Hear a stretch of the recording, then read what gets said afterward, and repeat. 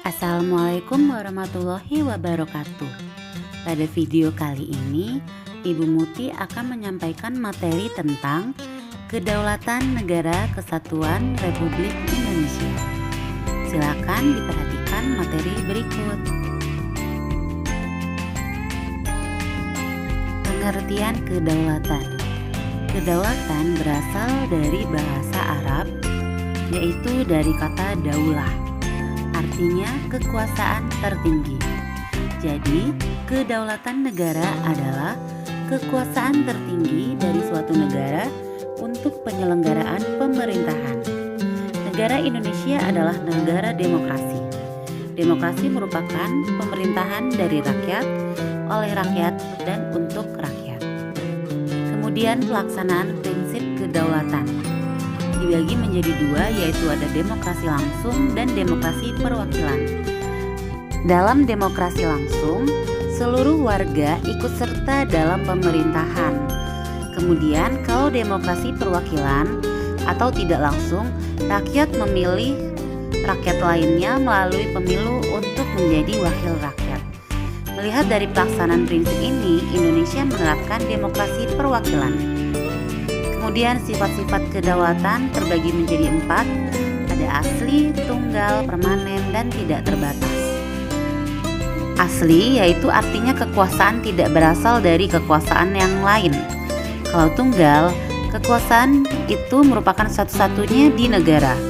Sedangkan permanen, kekuasaan itu tetap ada walaupun pemerintahan berganti.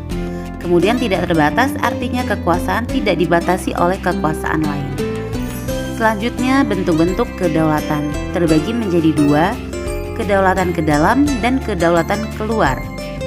Kedaulatan ke dalam yaitu kekuasaan negara untuk menyusun dan mengatur organisasi pemerintahan sendiri menurut bangsanya sendiri, tanpa campur negara lain. Sedangkan kedaulatan keluar yaitu kekuasaan untuk menjalin kerjasama dengan negara lain. Teori kedaulatan dibagi menjadi 5, yaitu teori kedaulatan Tuhan, raja, negara, hukum, dan rakyat. Kalian cukup memahami pengertian dari kedaulatan, yaitu kekuasaan tertinggi. Jika dilihat dari teorinya, misalnya dari teori kedaulatan Tuhan, maka kekuasaan tertinggi dipimpin oleh Tuhan. Begitupun seterusnya sampai ke teori kedaulatan rakyat. Selanjutnya, prinsip kedaulatan terbagi menjadi 6. Yang pertama, negara Indonesia adalah negara kesatuan yang berbentuk republik. Kemudian kedaulatan berada di tangan rakyat dan dilaksanakan menurut undang-undang. Kemudian negara Indonesia adalah negara hukum. Presiden tidak dapat dibekukan dan dibubarkan oleh DPR. Menteri diangkat oleh presiden dan MPR hanya dapat memberhentikan presiden atau wakil sesuai dengan masa jabatannya. Selanjutnya, landasan yuridis atau landasan hukum negara kedaulatan. Yang pertama terdapat di pembukaan UUD 1945 di alinea keempat. Yang kedua terletak di UUD 1945 pasal 1 ayat 2, kemudian pasal 1 ayat 3 tentang negara hukum, dan pasal 27 ayat 1. Negara Republik Indonesia menganut kedaulatan rakyat yang berdasarkan Pancasila. Kedaulatan tersebut dikenal dengan demokrasi Pancasila, yang memiliki makna demokrasi dijiwai oleh nilai-nilai Pancasila sebagai satu kesatuan. Utamanya adalah pengambilan keputusan melalui musyawarah mufakat.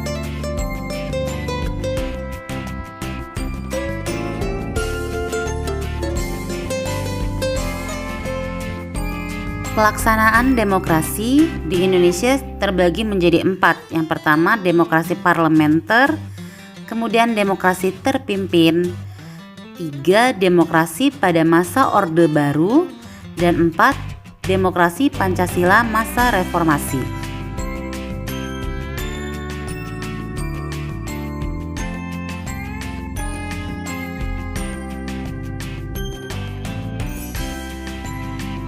Pelaksana kedaulatan rakyat. Pelaksana kedaulatan di negara Indonesia adalah rakyat dan lembaga-lembaga negara yang berfungsi menjalankan tugas kenegaraan sesuai dengan representasi kedaulatan rakyat dan pemegang kekuasaan pemerintah. Lembaga-lembaga negara tersebut adalah MPR, Presiden, DPR, DPD, BPK, MA, MK, dan KY. Demikian materi kedaulatan. Terima kasih atas perhatiannya. Wassalamualaikum warahmatullahi wabarakatuh.